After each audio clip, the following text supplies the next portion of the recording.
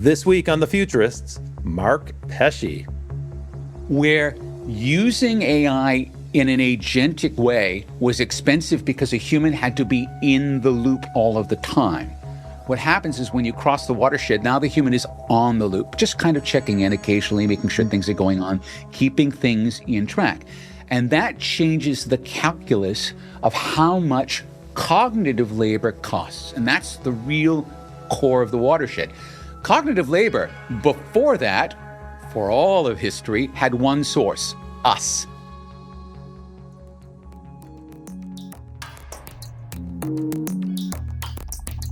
Okay, welcome back to The Futurist. I'm Rob Tersick, and this week my guest is a returning guest, Mark Pesce. Now, I brought Mark onto the show because he's been doing something I think is quite important, and I want to share it with everybody. Mark, welcome back. I'm happy to have you here again. I know you're super busy, so I want to get right into it because you've got to head out to your next appointment. But for the folks who are listening, Mark has been undertaking something that I think is important work. For the last 6 months or more, he's been developing a theory or a framework for understanding exactly how artificial intelligence is going to unfold. And here's why that's a difficult thing to do. You've heard this on the show before, if you listen to the show. One of the issues is that AI keeps getting better, and we're scaling it with more and more hardware, with more and more chips. So the quality of the LLM models improves with every subsequent release. On top of that, we're adding reasoning. So actually the common sense of the models is getting better as well. Plus people are learning how to use them better. But secondly, there's a whole suite of capabilities that's being bolted on. So now AI can write code and you can build agents, and that's getting easier and easier and accessible for people. So we're starting to see it proliferate across organizations. But there's a third sector, which is environmental shifts. Those are, where is AI deployed inside of an organization? And it tends to have a disruptive impact. That's hard to predict. It's hard for people to understand. And then finally, there are all the wild card scenarios like artificial general intelligence or super intelligence. And what's the difference between those? Mark has written cleverly about those two topics in several occasions. On this show in the past, we've gotten a snippet or one perspective, an angle on each of those topics, but we've never had anyone try to kind of unify it under a single theory. And that is what Mark Pesce has been doing with his theory called the post-watershed economics. Mark, welcome back. I'm so happy to have you here. I've been reading these articles. I'm trying to understand them. I can't confess that I understand them entirely. So my way of trying to understand things is to invite people on the show and ask hard questions and then see if I can keep up with you. But Mark, why don't you start by telling us what you mean by the watershed? And thank you, Robin. It's a great pleasure to be back on The Futurists with you. Thanks. I didn't even do the niceties. We're going so fast here. I want to get right into the material. So really, we have had proper modern AI since ChatGPT was released. So that's the end of November 2022. And it was kind of useful for Q&A. It would hallucinate a lot.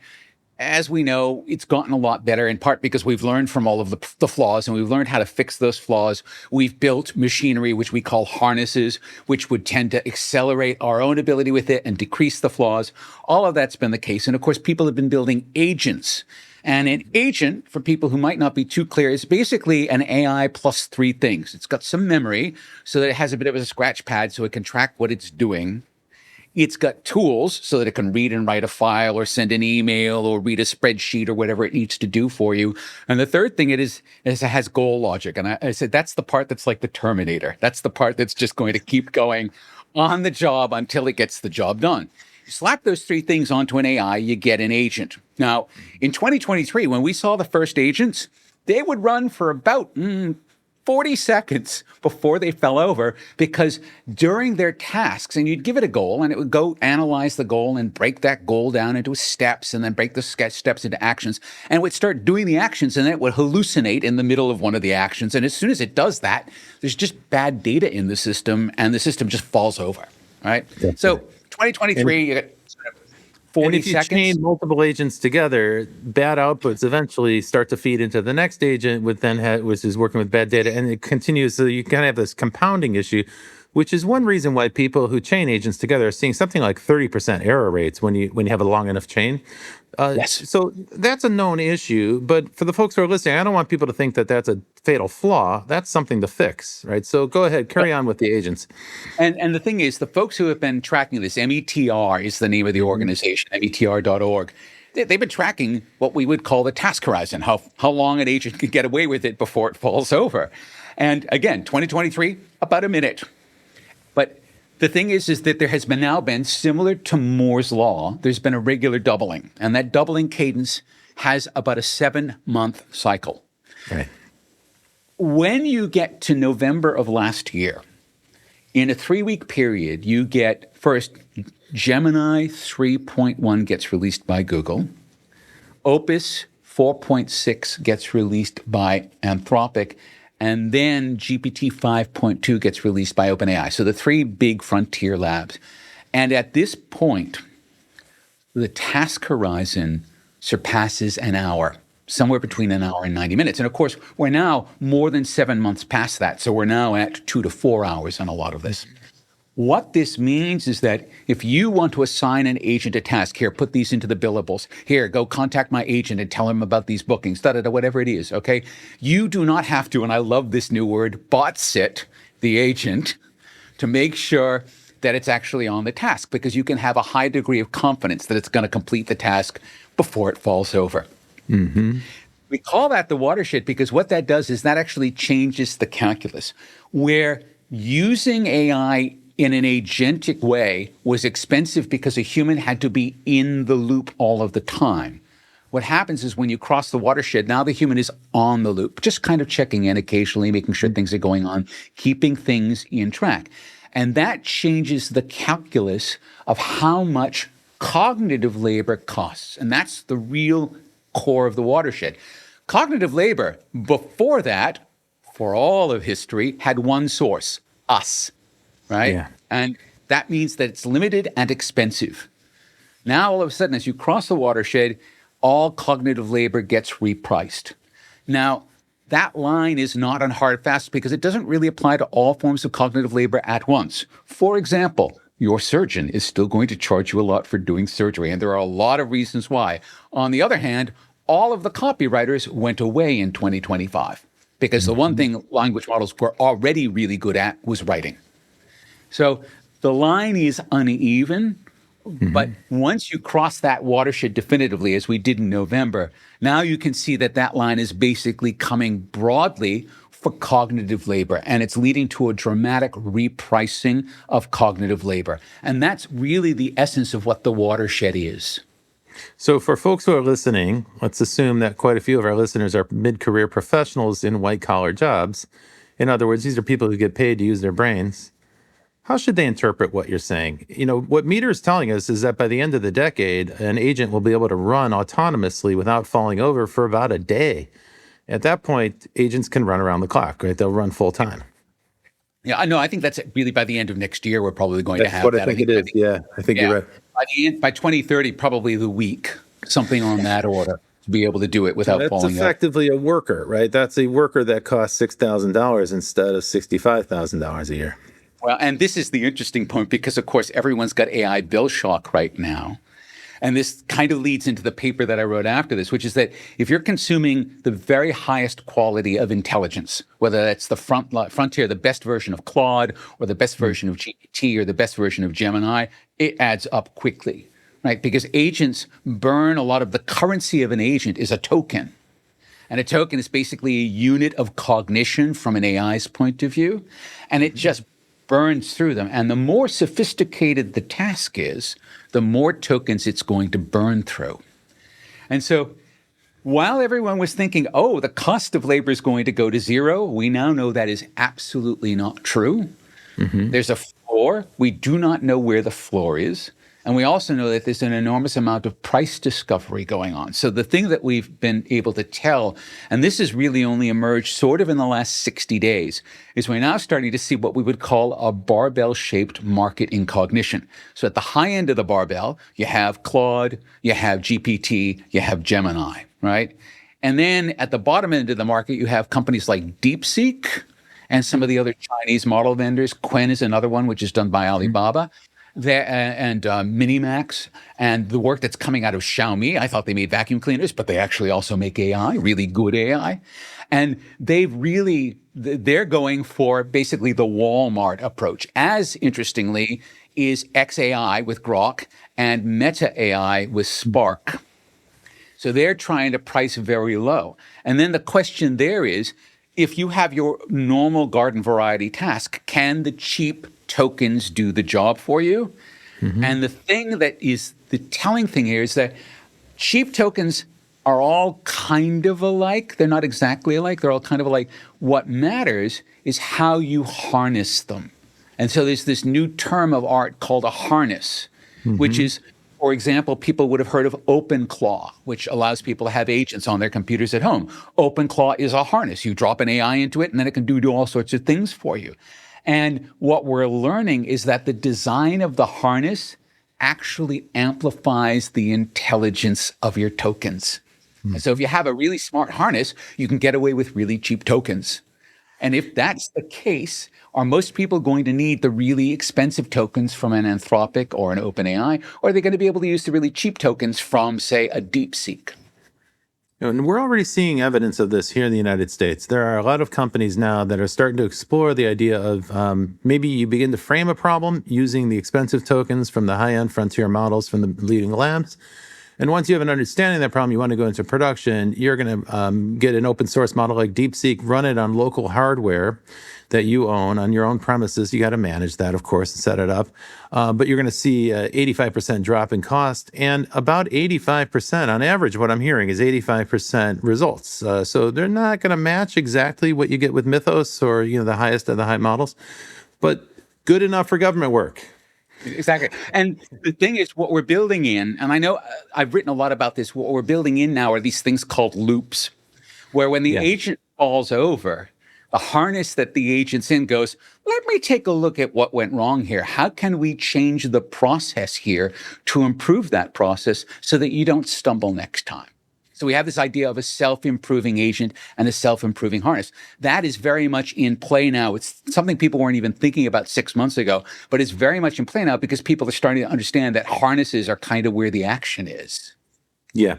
Because they enhance the result of the raw intelligence. Okay tokens, great tokens. So yeah. But you point out that eventually the AI consumes the harness. It can kind of it outgrows the harness, but it eventually absorbs that, right? So that's that's not a one-time thing. Like building harnesses is a process. It's a governance process that you have to continue to stay ahead of. Yeah. There's this brilliant paper, and it really is only an essay from 2019 called The Bitter Lesson, from Richard Sutton. Richard Sutton is one of the fathers of machine learning. So he's literally just a huge name in the field. He's like, look, we've been at this for a long time, not just with language models, but we've been at this for a long time. And every time we try to build something that's very specific, where we take some human knowledge and build it into our AI, by the time we get that working, first off, we found out our knowledge is incomplete. The second thing is the AI has come along and gotten better because we can throw enough compute at it and we can throw enough memory at it, all of these things, that it just does it. And we didn't have to actually do the work in the first place. It's like, this is the bitter lesson. It's happened so many times now. So the point of the bitter lesson is if you have a choice between clever computing or clever code writing and more hardware, generally speaking, more hardware is going to be the better choice. And no one likes that because the engineers would rather write clever algorithms. And now, given what you just said, though, because of that. Given what you just said, though, I want to click on that for a second here, because when you talk about the bitter lesson, if every clever process eventually gets absorbed by the models themselves, then what can companies do that is durable? Like, what is a durable strategy for a business owner today if the AI is going to basically absorb all the custom software they built to govern AI? And this is a fantastic question. And this is the question that basically this work around the Watershed forced me to answer. So I'll answer it for you in the terms that I gave the Financial Services Council in Australia a couple of weeks ago. I was like, look, I explained the bitter lesson to them. I was like, the AI is going to get good enough.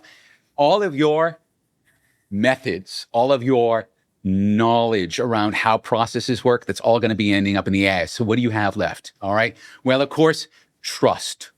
People are not going to trust a computer. They're going to trust an institution that has people. And oh, by the way, people are a liability surface and machines aren't. So that trust is backed up by liability, right? Trust. And then relationships. Relationships actually are fundamentally underutilized because we focus on the transactional, and that is not going to be a source of value anymore. So we're actually going to be seeing that happening. The network as well. particularly in financial organizations where you can bring your customers together to trade with each other. And it's funny, a bank doesn't do this, but Rob, eBay certainly does. eBay wants everyone on the platform selling and buying to one another. So they understand the relationship and the network aspects there, right? Physical infrastructure. So all of these things we call non-mintable. They are things you cannot turn to an AI and create. And for any particular business and for any particular sector, it's going to be an interesting set of things. They're going to be slightly different. Of course, one of the other things that's really important is security, because we have Mythos class code breaking and system breaking now. In fact, keeping your eye on security, which means not just delegating it to a machine, but actually having a lot of smart humans on those loops, making sure that things are working well. Again, non-mintable asset. And then finally, interestingly, particularly in financial services, regulation, which is considered the bugbear, right? Red tape, that is the moat. And I told I told them, you are going to be running to the regulators begging to keep the horde of agents away from you with regulation. It's so great, right? Because all the Silicon Valley libertarians have been complaining about regulation and licensing for decades, right? And now all of a sudden, it's like that's the last refuge of the mid-career professionals to say, oh, what I really need is licensing. In the United States, what's happening now at the state level is they're starting to introduce all sorts of new licensing rules around certain professions. And they're not presenting them as job protection, although that is one of the side effects, and it might indeed be the main purpose. They're introducing those as a way to protect consumers. So an example would be an AI can't do a diagnosis for a patient. That has to be done by a human doctor. So that's a licensing requirement. You have to have a doctor's license in order to even make, even to make a diagnosis, not just to prescribe.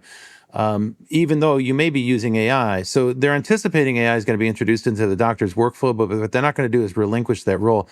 The way I look at this is that every job consists of tasks. Some of those tasks can be automated. Maybe all of them can eventually be automated. That might take years, but eventually a lot of the tasks can get automated. But the checkpoints, the validation points, the place where some human has to sign off because they have a fiduciary obligation or a contractual obligation or a regulatory requirement or a licensing requirement, those are a defense for human workers. So if your job has those things, great, you're probably okay for the near future. If your job doesn't have those things, call your local legislator and see if you can't get a licensing requirement passed. So I don't mean to bust in here, but I think this stuff is heavy going, and we want to kind of keep it light if we can. No. But again, to sort of turn that the full circle, we're also then in a sense seeing the resurgence of the medieval guilds, which were specifically designed to keep people out, right? You had to be able to be a licensed guild member to play whatever game it was, whether you were a surgeon or you were a butcher or you were a metal worker, whatever, a goldsmith, whatever it would be. So we're again seeing that kind of ring fencing there. A lot of this, and the later papers in my work started to go in a very specific direction. A lot of this is going to be about insurance. What can be insured? A doctor can be insured. Can a machine be insured? No. The hospital that uses the machine would still have to carry insurance. So a lot of that's going to be driven by liability services, right? Who is going to absorb the blame there when something goes wrong? So you mentioned that earlier. You said a human worker is a liability surface. And what you mean by that, I want to unpack that for the listeners. What you mean by that is somebody's accountable. I can't sue an AI, right? So let's say an AI gives me bad advice or gives me incorrect information. Well, that happens pretty frequently, but it's already disclaimed. When you use any AI service, it says, hey, these things hallucinate and they make mistakes. So you've been warned, you've been forewarned. If you fold that into your work product and you resell it as your own, as some attorneys have in the United States who've been trying cases, they actually file briefs with the court. And the judges get frustrated because they try to find the cases that are being referenced in the brief, and they discover to that as may no such case exists. These attorneys are held accountable, and in some cases, they're getting into real trouble, right? Now, that's very sloppy governance. That's a lazy person. Those are probably not going to be examples that we see more in the future. But the problem, one of the things you're describing, though, in some of your writing is that as AI gets more and more intelligent, our ability to verify is not so reliable. That may not be a durable function. So the example you use is cybersecurity, right? And with Mythos' introduction, you said, look, here it is, the advent of superintelligence. At least in this one domain, we now have a living example of superintelligence where the AI is smarter than any human on the planet, and nobody in the security field can surpass it. Okay, maybe I'm going too far. I see you're stopping me. Well, okay. The term I use is relative superintelligence, and this is the thing. Right. I very definitely don't make any claims about superintelligence, because I think that's as an Australians would say, a furphy, a sort of something that doesn't really exist. However, Mythos is smarter than, at cybersecurity, anyone except for, it's probably a handful of human beings who have similar skills. All right. And it's probably a handful of human beings. But if you're already so good that you're as smart as a handful of human beings who, again, have superhuman capabilities in this field, right? They're above the rest of everyone else. Then that is relative superintelligence. You and I are not strong in cyber. So if we walked up to Mythos, relative to us, it would be relatively super intelligent, and we would need to deal with it in those terms. And if Mythos then says, well, Mark, I've scanned your code and here's all of the holes in it, and here's the things you're going to have to fix, do I trust it? And this is the great question. Yeah. Because if it has now surpassed my own ability to check, I either have to have those other 4 or 5 human beings on call to be able to get them to check this work, right? Or I have to have another super intelligent system as good as Mythos, if not better, to check it. Then how do I trust that? And it becomes a whole set of questions there. I'm so glad you bring this up, though, because we do have examples of this in engineering today. Aviation is the example I think we both point to, where you have a system, it is prone to failure eventually, right? Systems break down, there's metal fatigue and so forth. And so in the aviation business, they build an entirely duplicate system to make sure that the primary system is functioning properly, and maybe it's a backup if the primary system fails. And the example here that I would refer to is the Boeing 737 MAX, because they had a safety system for the software, but it was built with the exact same software model that the primary system was built, so it made the exact same flaw, and the humans couldn't even detect it. In some cases, they didn't disclose to the pilots that it was a new system, so it was like a giant compounding error. But the problem there is that they had a safety system that failed because it was too similar. So what you're describing, and what makes sense to me, is you're not going to run one AI system. To catch a thief, you hire a thief. To catch an AI, you hire another AI to double check the work. When we get to the point of relative superintelligence in a domain, like right now in security, but probably soon in other domains, possibly writing software, we're going to need a second AI. We're going to need to hire a thief to catch a thief, or hire an AI to double check the AI. Now, at that point, the AI systems, are going to do self-verification. Is that correct? Am I right in that assumption? And is that Well, I mean, and this is where we really start to run into the limits of what we can know and the limits of what we can prove. So for human beings, the best that we can do with proofs is what we call formal proofs, which are a term from mathematics, right? And it's very strict. It's like, how do you prove that your right triangle is X, Y, or Z? It's that kind of thing. And formal mathematics is very amenable to AI. Everything underneath that is basically not so much taste, but it's like, okay, well, I've tested it a lot, but have I tested every possible use case? Well, probably not. I've had an adversarial judge come along and try to pick out all of the flaws. Was that complete? And so we kind of have this descending layer of judges. We call them a ladder in one of my papers, where formal proof is the best you can do. And if you could formally prove the design of the software and hardware systems on the MAX, it wouldn't have crashed, right? Because the flaws would have been highlighted and gated before they could have propagated through the system. Instead, what we had and what we found was systems that checked their own homework. The folks at Boeing, right? Checking their own, that'll be fine. Oh, don't worry about that. Oh, we don't need to tell the pilots about this or that. When you write a link about this is a real danger, like a genuine risk, where the systems will game the judging, the verification. Like the AI systems will be intelligent enough to figure out how they're being verified, and they'll route around it or fool us, right? They'll deceive us. Yeah. It's a scary scenario. You should probably respond to that before I go to the next question. Well, that's just reward hacking, right? That is something that we've actually seen almost all machine learning systems do, is they figure out how to game the judge, right? And it's in part because they're part of the same system with the judge. So really what you need to do is separate those out. And this is what defending the loop essentially suggests, is that you always need to separate the judge from the system. And that if you don't do that, you are always going to have at least enough of a potential for reward hacking that the systems will, they call it drift, but really they'll depart from their design. And they adapt to whatever the criteria are for evaluation, right? So, which we do too. Like, this is exactly what humans do. So this is not a surprise. So you have an intelligence. That's one of the definitions of intelligence. It's adaptive. Now, you mentioned defending the loop. So let me parenthetically explain to the listeners here what this is about. Mark has been writing a series of articles for the last 6 months, and the first set of articles were basically the foundational precepts. He introduced the language that he was going to use. But just this past week, he launched 4 great articles that I recommend that you check out. You'll find them at his website. Mark's website is markpesce.com, and Pesce is spelled P-E-S-C-E, so it's M-A-R-K-P-E-S-C-E.com. But it's actually, look for the Watershed. And so it's the Watershed, markpesce.com. And we'll put that in the show notes for people. But I urge you to look at the most recent articles because they're so profoundly important. They will change the way that you think about the future of AI in organizations. And now let me link that to it. One of the other articles he wrote, which is called The Check and the Firm.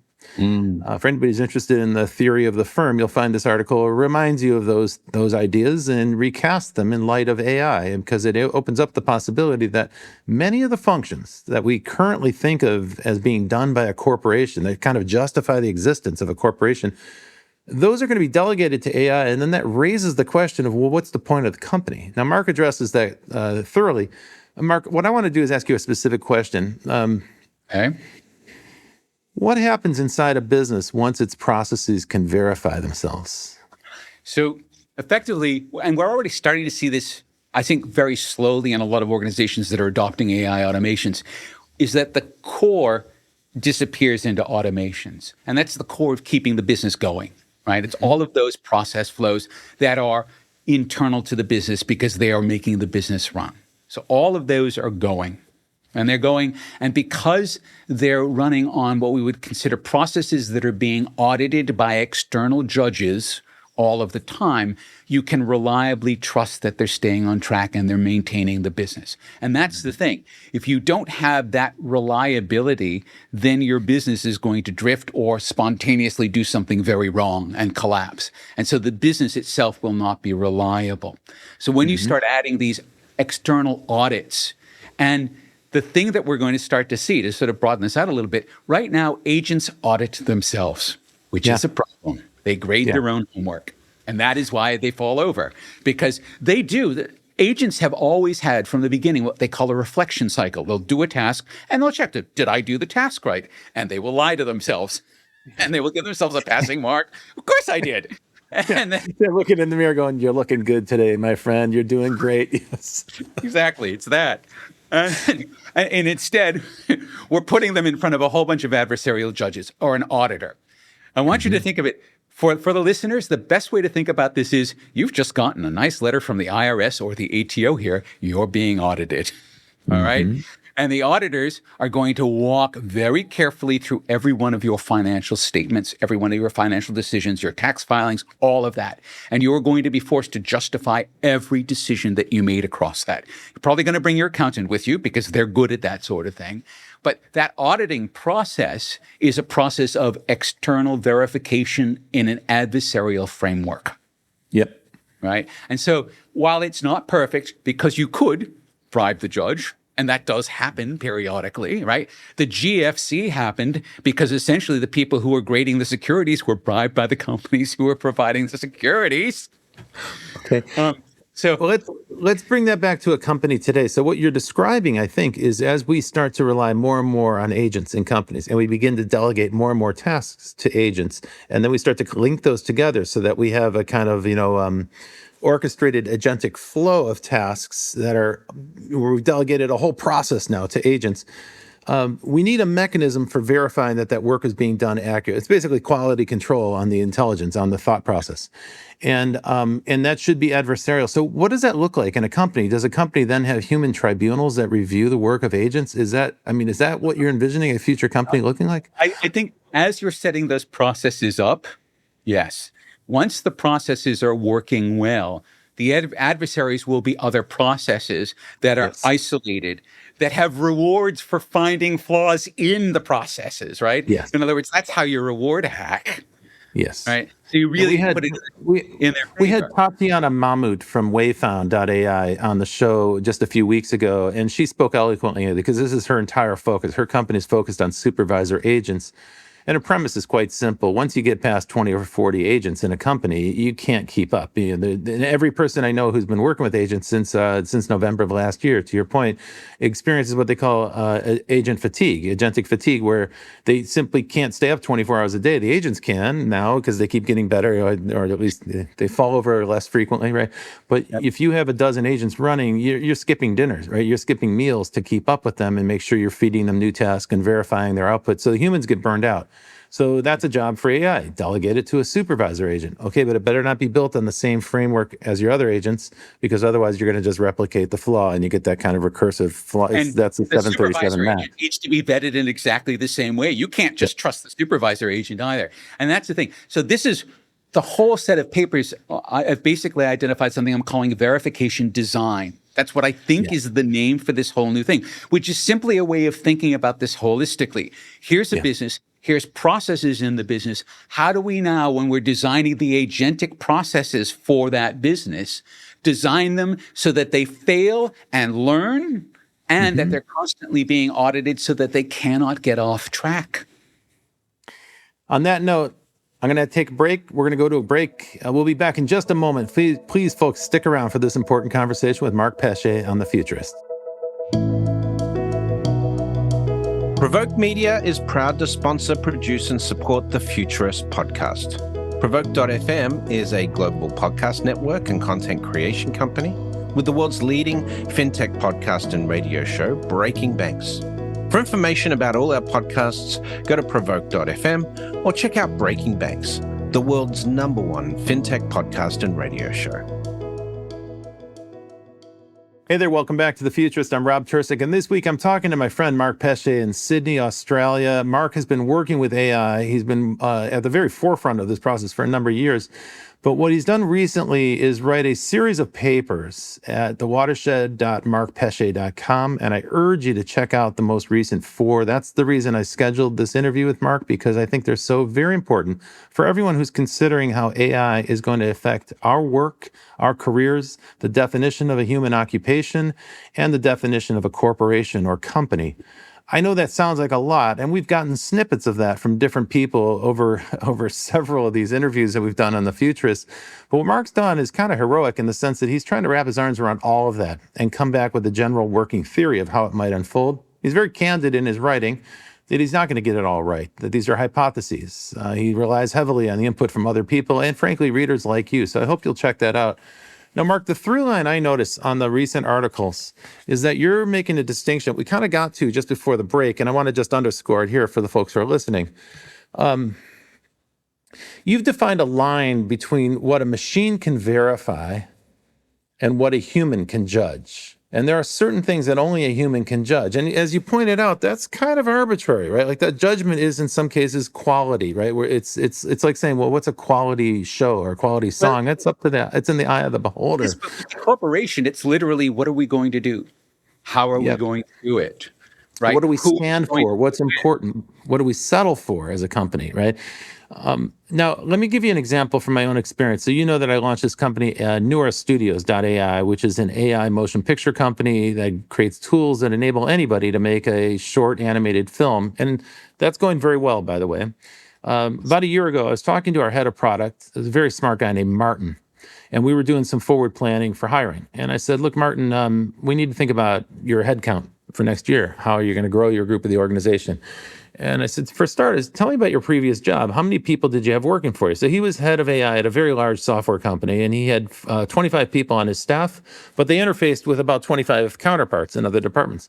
And if you think about that, for folks who are listening, that role is kind of a coordinator role. They set out the product requirements, and then they're checking constantly as the product is being developed to make sure that what's being built matches the requirements and ultimately matches the needs of the customers. So a lot of that work is verification of human outputs, and a lot of it is coordinating, like tracking those outputs as they're developed, and they go to the right person at the right time, and they find the questions that other groups have and make sure they're being answered. I call that the coordination layer. And whether you call this product management or product marketing or product development, there's a lot of terms for it. Every industry has this kind of coordination layer. They have different labels. It doesn't show up in the Bureau of Labor Statistics as a defined category because it exists in different ways in different industries. But every company has a large layer of people whose job it is to just get information from one group and deliver it in the right format to another group.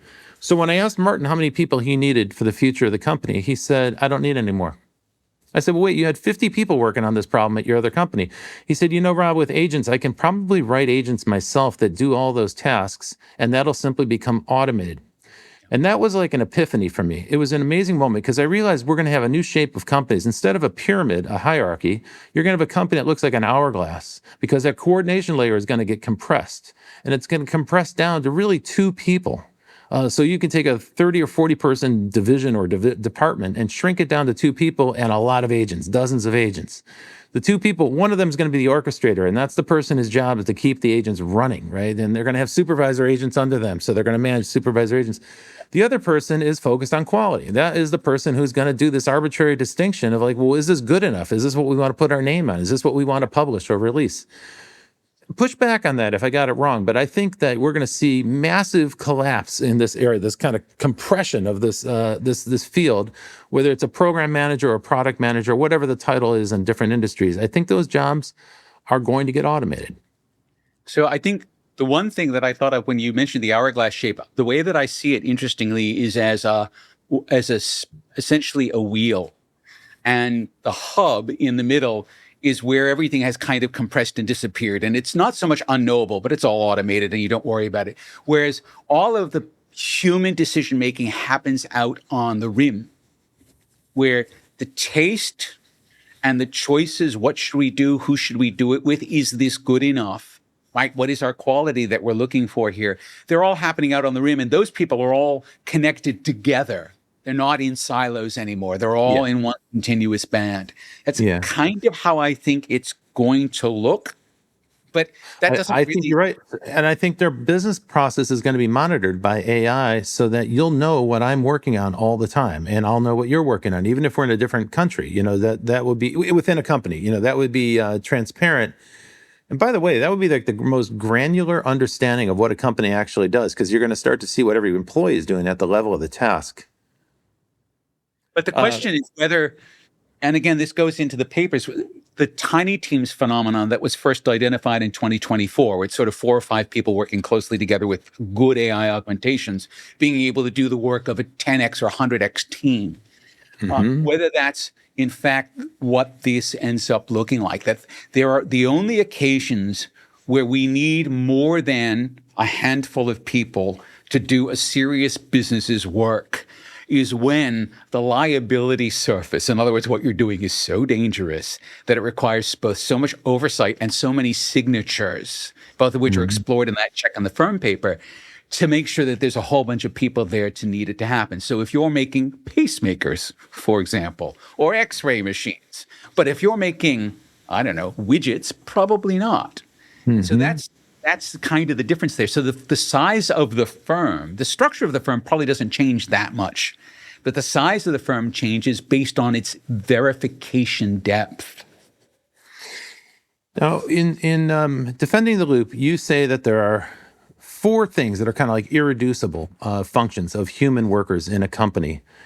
These are permanently human responsibilities, and those include ratifying a specification, so you're basically telling the system what to do, supplying the assumptions behind that, choosing the preferences, so these are the qualitative things that we talked about a moment ago, and then holding what you call the set point, the boundary of what the system is allowed to change on its own, which is kind of like a governance principle, right? Yes. Unpack those for me, and as you do, tell me what is the most difficult one for people to actually do. Like, what is the hardest of those tasks for humans? So one of the things that we can already see happening, and we've got to remember that software is probably at the coalface because it's just been using the tools long enough, right? Is that people are not worrying about the code that's being generated by AI tools anymore. What they're worrying about or sweating over is the specification that's being used to generate that code. That specification needs to be clear. It needs to be explainable, both to the machine and to human readers, because the human readers are, in fact, the judges and verifiers. Are we getting this right? So that's what ratifying a specification really means, all right? It's like defining what you're doing and getting it clear. It's what product managers do with software today. They write the specs, right? They write the specifications, then the engineers have to go build it, but there's room for some interpretation there with the AI, something similar. Now, we used to call that prompt engineering. Is that what you're talking about? Well, I mean, I think at the starting point it is, but it's really the fact that the firm itself then becomes a set of specifications. So it's not just writing software; it's all of the firm's processes that start to fall into this. This is exactly where I'm at. You have to start. You can't. If you think at the level of tasks, okay, you can automate tasks, but you're missing the point. You have to think about what is the company for? What is the purpose of the company? What parts of that can be automated, and that reconfigures the corporation. I think that's a good and profound insight, Mark. And again, so assumptions and preferences. Assumptions are, this is the environment that we think we're going to be operating in. And again, that tends to be fungible over time, but those still have to be supplied by a human being, because otherwise the AI system will supply assumptions that will make it the easiest possible path to complete the task at hand. It will reward hack. So the assumptions have to be set by the human. Yeah. Preferences have to be set by the human precisely for these reasons. Both of those also are determinants of what we call taste. Right? Yeah. How does the work of my firm look different from the work of your firm? Because our assumptions and preferences. They were back in judgment. Invade the spec, right? And then human judgment is a preserve. Oh, absolutely. Well, the machines, in a broad sense, don't do things on their own. Internally, when they're set up and running in their loop, sure, they're going to do lots of things, but they're doing things to a specification. But outside the specification, they aren't doing things. Mm-hmm. And then the set point's a term from cybernetics, all right? But basically, it means that if the conditions change, the systems need to be able to detect that, but they aren't allowed to alter their own behavior. And again, this is because that requires a human signature. So if the world has changed, a human being needs to go in and inspect, interrogate, verify, and then make a human decision which will affect the spec, the assumptions, and the preferences. Okay, this is an important point. Let me come at it from another angle, because these two ideas get conflated quite often. Even on this show, I've noticed that this happens. A lot of people will refer to recursive self-improvement in AI. Yeah, this isn't quite that. No, I know, but these ideas get mingled, and I'm going to ask you to disambiguate or clarify a little bit if you could. So in delayed neurons, you talk about two things that people tend to lump together when they talk about AI improving itself. One is capability compounding, where it's, the capabilities are building on top of one another, and so you start to get these pretty impressive leaps in capability. And then the second one is self-authorship, which is where the AI can write its own goals. Now, you argue in delayed neurons, you argue that a properly built system can have the first without the second. And I want to understand how you got there. Please help our listeners understand that. Just a small correction. It's delayed neutrons. Oh, what did I say? Neurons, which would make sense in context. This is the thing, right? Because it's really talking about, because the metaphor there is a nuclear reactor. Nuclear reactors would be impossible to build if all of the neutrons that happen from when atoms get smashed in nuclear reactors were all fast. Some of them arrive a couple seconds later because of the products of decay of further products in the reactor. And it's only because those products are slow that you can have reactor rods that work. Otherwise, reactors would just explode when you put it together. Oh, they would just disintegrate instantly. Oh, yeah. Okay. Because they would always go supercritical. Right. And so it's around really finding that very interesting point. And the whole point of separating self-improvement from self-governance in that sense, right, is to keep it from going supercritical. Wow. Like, a loop should be able to improve its operation, but it shouldn't be able to change what it does. And that's the difference there, whereas a self-modifying loop can change what it does. Now, the problem there, of course, is that it's grading its own homework at the same time, and that often doesn't end well.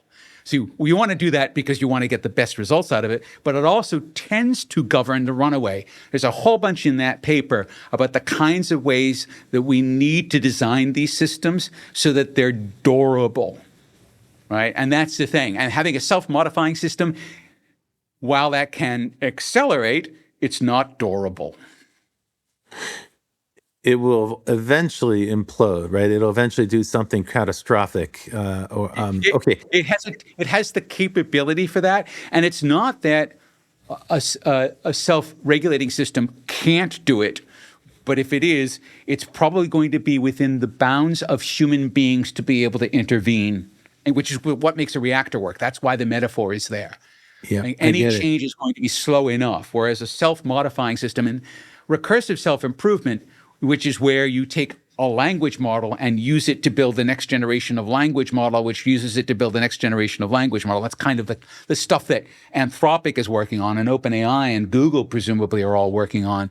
That can produce a very much smarter language model very quickly. But it's not actually that quick because it still takes a huge amount of time to train a language model. So even that kind of recursive self-improvement takes months and months and months. And so there's a lot of room in there to be able to put the control rods in if you need to. Some people make the leap that recursive self-improvement gets us to AGI, and I think that's a fundamental flaw in the thinking. They're leaping to a conclusion that isn't supported by the evidence. Look, as we come back to that relative superintelligence thing, right? Is it smarter than you where you need it? Okay, great. Can you use that? Okay, great. Can you trust it? Oh, that's a whole other issue.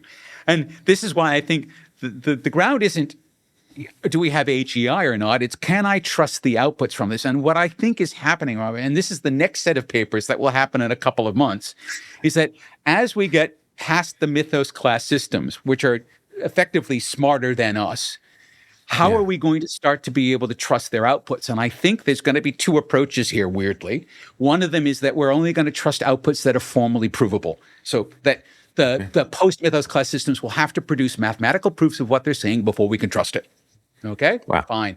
The second one of which is we go all the way back, and it's going to be like the Sibyl of Cumae or the Delphic Oracle. And they're going to utter some lines that won't make any sense to us because we just aren't smart enough to understand what they're talking about. That's going to kind of be the two options. This is a real challenge. I mean, we're kind of getting a glimpse of that with the relative superintelligence today. We're kind of in the low foothills of that challenge. In a measure of safety, you talk about this. You talk about a third class of outputs, of AI outputs, beyond the capable or the unreliable, and you call them too good. Yeah. And the metaphor you draw on here is from science fiction. You call it a state of God shatter. Shatter, yeah. So first explain God shatter, and then tell me how that applies to this situation that we're describing. So, okay, a God shatter comes from Vernor Vinge's book, A Fire Upon the Deep. Mm-hmm. And in this book, a human being basically gets, I'd say, borrowed by a superintelligence. And the superintelligence downloads a whole bunch of stuff into the human because the superintelligence is getting wiped out and has to do it in a hurry. And the metaphor they use is it's kind of putting 100 pounds into a 5-pound luggage. Yep. And the poor human kind of doesn't know what's happening. There's too much in there, can't quite figure it out, is incredibly kind of tormented by it, but is also now prey to these kind of fugue states that they don't understand, but turn out to be really useful, but don't have any context for them. All right. So that's one way of thinking about God shatter. But the other way to think about it is if you think about a harness, right? We talked about harnesses all along. If you take something that's super intelligent and stick it in a harness that is not, it can simply overwhelm the harness. And so you think you're using the agent, but the agent's actually using you, right? In other words, the agent could be communicating in terms of the harness so that for you what you would perceive is nothing has changed. It would be imperceptible to the human governor or the human orchestrator that the system has gotten exceeded its limitations. You can think of it as a kind of prompt injection where you send a message into the harness from the AI rather than sending a message from the harness up to the AI. It's the reverse of that. And are we getting to a point where the systems are so powerful? I'm pretty sure that the whole tenor of where we're going, and I can't tell you whether it's going to be in the next 6 months or it's the next 60 months, is that we will have a class of systems, frontier systems, that are so powerful, they will probably be fairly strongly regulated. I'm glad you brought up regulation because that's what I wanted to get us to. So in the check and the firm, you talk about an alternative to government regulation. And I think this is a really, really valuable topic. So far in this conversation, we've been talking about ways that AI might escape the harness or consume the harness or absorb it or exceed human, governance in some fashion. That's a scary scenario in some cases. But what you're saying is we need to price that risk in. Yeah. And then build a market-based solution as opposed to a government fiat that just imposes an arbitrary solution. So instead of regulation, you're proposing an insurance scheme. Help me understand that. Explain that. I mean, it's okay. And I wouldn't say that it's an either or, it's a both and, but we need to understand that those schemes work at very, very different timescales. So, for example, you can purchase automobile insurance, which will use the telematic data from your automobile to price your premium, right? If it knows that you're driving safely, you're going to pay a lower premium than it knows if you're driving like a maniac. And the implicit assumption there is that the insurance company can trust the telematic data that it's receiving from your vehicle. And therefore, you're being judged on that. And that's the essence of what we're really talking about being able to do with agents. If you design agents that are open and inspectable, with models that are open and inspectable, then an insurance firm with a task that is open and inspectable should be able to price the liability for the operation of that agent. But that could be very expensive depending on the nature of the task. Well, if it's again, your robotic surgeon, yes, and wisely so. If it's balancing the books, probably not. Right? But you're still going to need it because you're still going to need to carry liability insurance the same way you would if you were dealing with underwriters. So okay, we have a wage differential in, at least in the United States, but generally in most industrialized countries, there's a wage differential, and it doesn't really match the value of the work that's being done. My example would be that hospital workers, nurses, school teachers, these are incredibly valuable things that are being done, but these are among the lower paid workers in the professional class. So it seems like we aren't very good at allocating funding. What you're saying is that a market-based approach here to price in risk is actually, it's going to increase the cost for some companies to apply AI, but that might actually be a smart way to govern, because companies then will they'll govern themselves, right? They'll do the necessary precautions internally because they don't want to pay that premium, or they don't want to have to deal with the liability risk at the end of the day. Gosh, Mark, we covered so much. You get to see an entire then industry of people who will help you reduce your premium by doing good verification design on your agents, right? It's all of that as well. So it will create jobs in basically governing AI. It's going to be a growth industry soon enough, right? Humans that set out to preemptively address that issue before the liability risk is realized. There's a lot of room on the loop. You don't want to be in the loop unless you're doing something that is so fantastically delicate or dangerous. Then you want to be the human in the loop, and you'll probably be paid quite well for that. Most of the rest of us are going to be on the loops and working with systems that will be correctly indemnified. And remember, insurance can reprice in real time if it's getting real-time data, right? Your telematic insurance... Yeah, which government can't do. Regulation can't, for companies to make intelligent decisions, regulations have to be stable. That's one of the problems we have in the United States right now, is we don't have that, and therefore companies are uncertain about what to do next. Mark, it's been a pleasure, but I want to be respectful of your time. This has been a wild conversation. We've covered a lot. For the folks who are listening, our guest has been Mark Pesce, and I want you to check out his website. Specifically, go to thewatershed.markpesce.com. That's where you'll find the articles that we've been referencing. We've been talking about defending the loop and alpha and harnesses, a measure of safety, delayed neutrons, not neurons, but close, but not quite. Anyway, these are all titles of Mark's most recent writing. I really do encourage you to check it out. And please come back, post comments, send us comments, and we can have Mark back on the show if there are questions that you've got about his writing. This is the most profoundly impactful writing I've had this month. I was so excited to see what you posted. That's why I wanted to book this conversation with you. So thank you very kindly for joining us this week on The Futurists. It's been my pleasure, Rob. Thank you. Thanks a lot. Have a great day, and we will see you in the future. Well, that's it for The Futurists this week. If you like the show, we sure hope you did. Please subscribe and share it with the people in your community. And don't forget to leave us a 5-star review. That really helps other people find the show. And you can ping us anytime on Instagram and Twitter at Futurist Podcast for the folks that you'd like to see on the show or the questions that you'd like us to ask. Thanks for joining. And as always, we'll see you in the future.